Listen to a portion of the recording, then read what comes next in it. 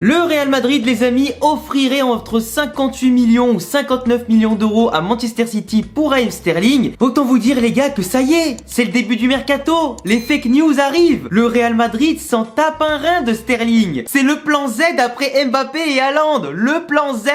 Là, plus sérieusement, les amis, Raheem Sterling, c'est un très bon joueur qui peut, en tant qu'ailier, t'apporter de la vitesse, de la percussion, de la profondeur, des provocations de penalty, etc. Qui peut déséquilibrer l'adversaire. Mais c'est pas non plus le joueur le plus intelligent sur le terrain, c'est pas le joueur le plus fin tacticien, c'est pas le joueur le plus fin technicien non plus, c'est pas le joueur le plus efficace non plus devant la cage. Il a eu une excellente période avec l'Angleterre, avec Manchester City.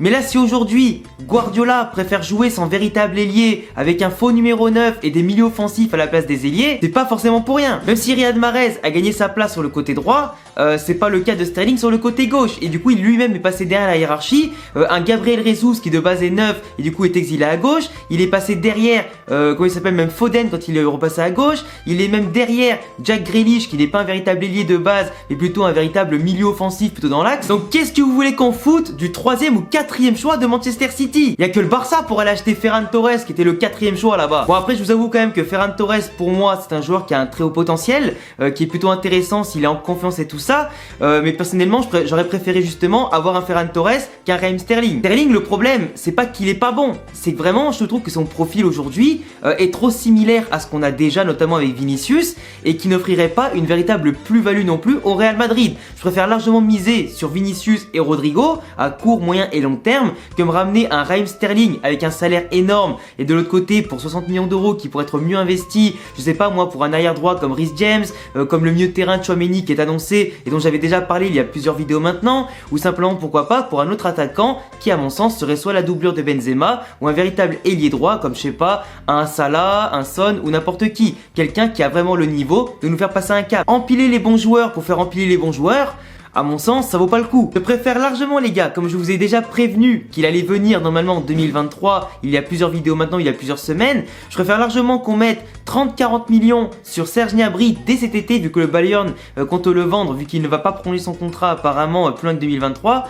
Donc tu vois, je préfère largement avoir un Serge Gnabry qui lui est vraiment un ailier droit, qui est titulaire, qui est bon technicien, qui est bon tacticien, qui sait jouer pour le collectif, qui fait les bons choix, qui est un bon tueur devant et un bon passeur, qu'un mec comme Sterling, qui certes a un potentiel de ouf, qui pourrait peut-être tout casser en Liga, mais qui joue au même poste que Vinicius à gauche, qui est exceptionnel aujourd'hui et qui ne perdra pas sa place, et qui surtout ne fait pas forcément les bons choix les 3/4 du temps. Et moi je connais des potes à moi qui sont supporters de Manchester City, et ils me le disent, même si Sterling il peut te faire des belles rentrées, il peut te faire la différence sur des petits centres, des petites balles déviées, des petites percussions, tout ça, les 3/4 du temps il est extrêmement décevant. Sur l'ensemble de ses performances, sur les saisons, les compétitions et les grands matchs, même dans les petits matchs, ça lui arrive plus souvent de passer au travers que d'être bon. Et s'il a perdu sa place, encore une fois, devant des milieux offensifs ou dans un schéma qui est devenu un faux numéro 9 pour que les attaquants de pointe décalent à gauche ou que les milieux offensifs montent d'un cran pour aller à gauche, au bout d'un moment, c'est pas pour rien. Si t'avais vraiment un ailier qui te faisait la différence, il serait tout le temps titulaire. Guardiola, il fait souvent des rotations, il est vrai, mais il a été plus souvent remplaçant que titulaire, Sterling. Et pourtant, c'est pas faute à un problème mental, c'est pas faute à des blessures. C'est juste que simplement,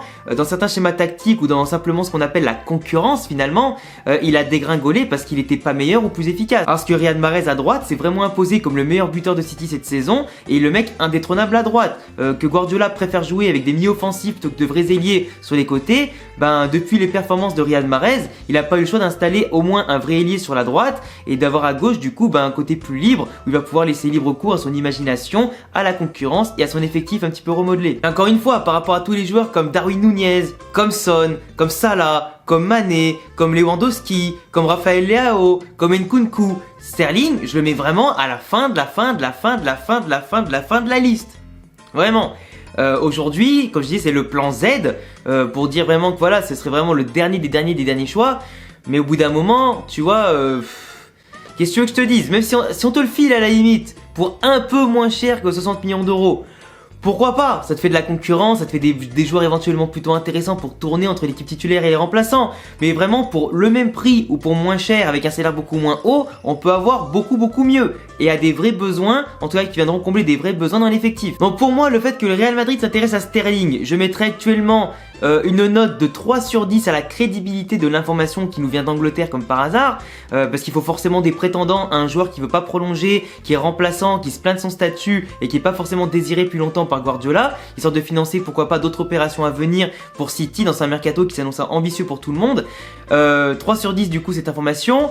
Le fait que Sterling puisse potentiellement venir au Real, alors que celui-ci il me semble qu'il avait déjà affiché sa préférence pour le Barça par le passé, pareil je dirais 3 ou 4 sur 10, même si éventuellement bien sûr il ne dira jamais non si le Real Madrid vient toquer à sa porte pour sortir de là-bas et éventuellement gagner une place au Real, un meilleur club du monde. Mais sinon sur la faisabilité totale, je dirais vraiment qu'il n'y a pas plus de 3 ou 4 chances sur 10 quoi. Ça se ferait vraiment si le Real rate toutes les occasions de ramener Leao, Nkunku, Gnabry, Lewandowski ou n'importe qui pour venir compenser, j'allais dire, le manque de qualité, quantité qu'il pourrait avoir en attaque en cas de départ de plusieurs joueurs bien sûr côté Real Madrid. Enfin voilà en tout cas les gars, aujourd'hui c'était une courte vidéo, j'avais pas envie forcément de faire un gros truc sur Sterling tu vois, parce que vous le connaissez déjà, parce que j'ai pas besoin non plus de vous présenter son jeu à 100%, vous avez déjà vu des matchs de City, ce mec là joue au football depuis quand même maintenant pas mal de temps, entre ce qu'il a fait à Liverpool, à City et l'Angleterre, donc vous le connaissez tout aussi bien que moi, voire peut-être mieux que moi, mais voilà, moi j'avais juste envie de donner mon avis par rapport à sa potentielle venue au Real, sur l'offre potentielle du Real envers City pour lui.